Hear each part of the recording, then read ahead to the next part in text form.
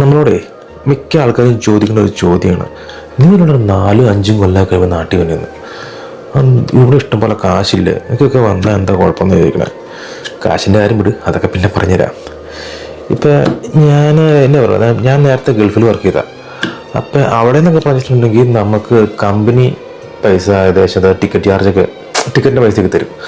അതുകൊണ്ട് നമുക്ക് വലിയ കുഴപ്പമൊന്നുമില്ല, നമുക്ക് അധികം ബേഡനൊന്നുമില്ല.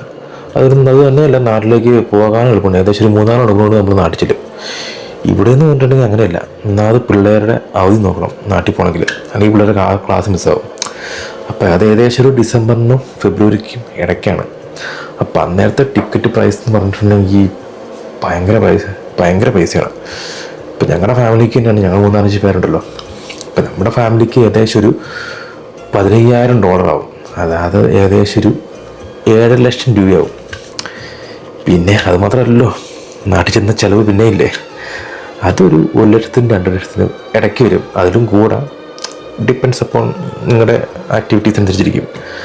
അപ്പം ഈ ഒരു ഒറ്റ പോക്കിന് 10 ലക്ഷം രൂപയോളം ഏകദേശം അങ്ങ് മാർക്കിടും. ഈ ഒരു ഒറ്റ പോക്കിന് 10 ലക്ഷം രൂപയാണ് മാറി കിട്ടുന്നത്.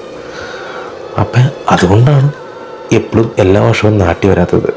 ഇപ്പം ഞാൻ നോക്കിയിട്ട് എനിക്ക് കൊണ്ട് വീട്ടുകാരെ ഇങ്ങോട്ടേക്ക് കൊണ്ടുവരികയാണെങ്കിൽ പിന്നെയും വലിയ കുഴപ്പമില്ലായിരിക്കും. നമ്മളില്ലേ